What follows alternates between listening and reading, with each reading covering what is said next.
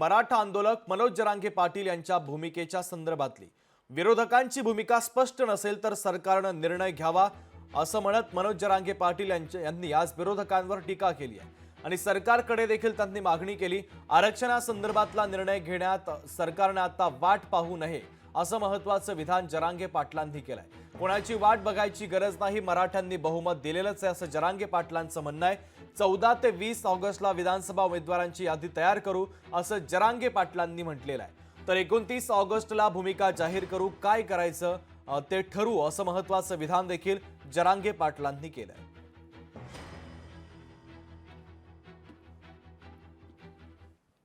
शरद पवार साहेब, उद्धव ठाकरे साहेब आणि नाना पटोले साहेब यांनी स्पष्ट भूमिका करावी। सगळे सोयऱ्यांचा शब्द नाही ऐकला मी, देखील मी ऐकलं स्वतः। त्यांनी स्पष्ट भूमिका करावी। ओबीसीतून मराठ्यांना आरक्षण द्यायचंय म्हणते त्या, तर तुमची भूमिका काय हे मी ऐकलं, मी स्वतः ऐकलं।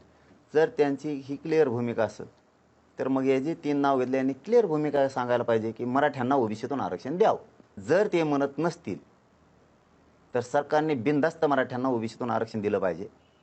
कोणाची वाट बघायची गरज नाही, कोणाचं मत घ्यायची गरज नाही आणि कोणावाचून काही गुंतलेलं सुद्धा नाही। मराठ्यांनी तुम्हाला बहुमत दिलेलंच, हेच मराठी तुम्हाला पुन्हा डोक्यावर घेऊन नसते, काही गरज नाही। तुम्ही एकदा विचारलं नाही, सांगितली त्यांनी त्यांची भूमिका, तर तुम्ही क्लिअर खट देऊन टाकायला पाहिजे। लोटालाटी नाही केली पाहिजे याच्यावर आणि त्याच्यावर। त्यो मनाना म्हणून आम्ही द्यायना, मग ते नाही म्हणले मग आमचं वाटोळं करता काय? आता ते समजा नाही म्हणले मग काय, आता तुम्ही वाटोळं करता का आमचं? सगळे डाटा प्रत्येक मतदारसंघाचा 14 ऑगस्ट ते 20 ऑगस्टपर्यंत सगळ्या राज्यातल्या मतदारसंघातल्या आपल्या बांधवांनी आणायचा आहे। स्थिती कशी आहे, किती मतदार आहे, काय परिस्थिती आहे, आपण आधी काय केलेलं आहे याबाबत चर्चा होणार आहे। आणि 20 ऑगस्ट ते 27 ऑगस्टपर्यंत मला ते येत नाही आहे ना, समजा काय प्रस्ताव काय द्यायचं, तर कोण समाज, कोणचे जात, कोणचा समुदाय, कोण सहभागी होणार आहेत, कोणाचे छोटे मोठे पक्ष आहेत, तर हे त्यावेळेस होणार आहे की 20 ऑगस्ट ते 27 ऑगस्टपर्यंत हे विषय होणार आहे।